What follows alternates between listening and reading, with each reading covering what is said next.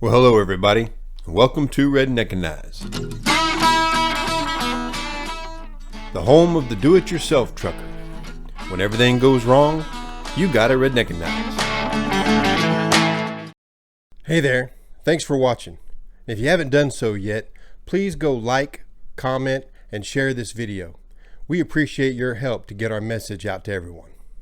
I wanted to talk to y'all about a touchy subject in the trucking industry. But first, let me thank Trucker Tools for helping us out and supporting our messages. Trucker Tools is an all-in-one app for truckers and their business. The Trucker Tools app was built from feedback from real drivers and is always being updated to better assist drivers in saving time, running more efficiently, and making more money. Check out their website at truckertools.com, and I'll post the link to their app in the description below. That's Trucker Tools, the app for truckers. This touchy subject is very divisive in our industry. It divides the larger carriers and trucking advocates against a lot of the drivers out there on the road. And that's the driver shortage crisis. Now, don't get me wrong, there are good arguments on both sides of the issue, but I don't think it's as black and white as most people make it out to be. The big carriers and trucking associations will simply tell you that there are simply not enough people out there to drive the trucks needed to haul the freight to be delivered. The drivers will tell you it's not a shortage at all. They'll tell you it's the driver turnover that's getting out of hand. Too many larger carriers recruit people and current drivers and then set them up with fake promises and signing bonuses, but eventually run them off with lack of integrity and focus. I think it's a little bit of both. But there are some other factors that should be considered as well. If I had to sum it up, I'll say that there's a good driver shortage. Now I know you're like, now do what?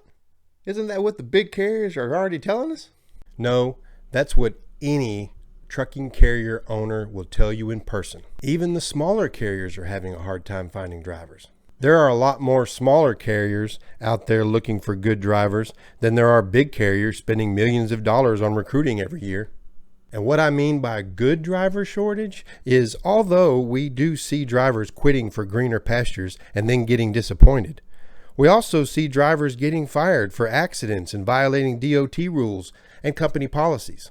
We see drivers lose jobs because they're unreliable and can't be trusted to show up and deliver freight on time.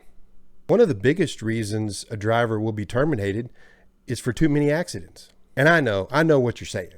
Yeah, if they trained their drivers better, then they wouldn't have to fire them for having accidents. And actually, those larger carriers have a pretty good safety record compared to the rest of the industry. Even the small carriers have to let drivers go because of too many accidents. What I've noticed is that insurance companies have become more expensive these days, and the insurance companies are getting involved in setting the hiring criteria and the training standards. And it's not that they're not teaching safety. The employees aren't adhering to the standards set. And when the accidents happen, they discovered that the policy and the standard wasn't followed.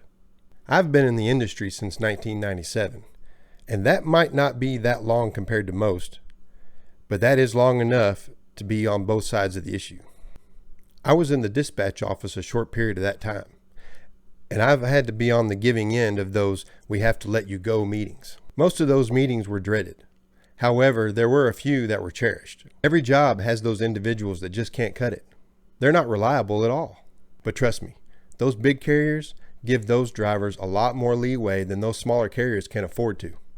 That's probably the biggest reason those larger carriers get a bad reputation. It's unreliable drivers. Don't get me wrong, we all have our learning moments. I've had issues with these problems as well. I've been that driver that's hit the snooze button one too many times. I've also been known to break a few company policies now and again. What I'm getting at is we drivers have to work better at knowing our strengths and weaknesses. That's why the owner-operator model works so well in trucking. We like having that choice to be more independent. Any veteran trucker will tell you that there are several different levels that choice of independence.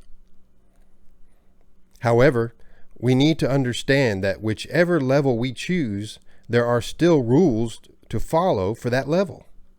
Even a full-blown independent trucker has to obey DOT regulations. And if you choose to work for a carrier, you're going to have to follow their policies.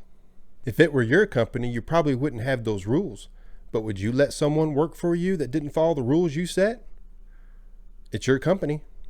Trucking is hard work and can be very stressful. One of the best ways to overcome that stress is to understand yourself better and figure out what type of trucking best suits you.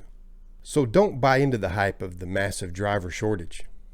If that were really the case, then the rates would skyrocket. Carriers want to keep drivers and treat them like gold, but they can only do so much. We have to be more aware of what's possible and then what's just pie in the sky empty promises. So tell me what you think, and please leave a comment and share this video. We can help more truckers out there with your help. And check our website at REDNECKANIZE.com. Now give this video a like and subscribe to our YouTube channel. That way you'll get notified when we post more videos. And thanks for watching. This is REDNECKANIZE. Truckers helping truckers be better truckers. When everything goes wrong and the job still has to get done, you gotta redneckanize.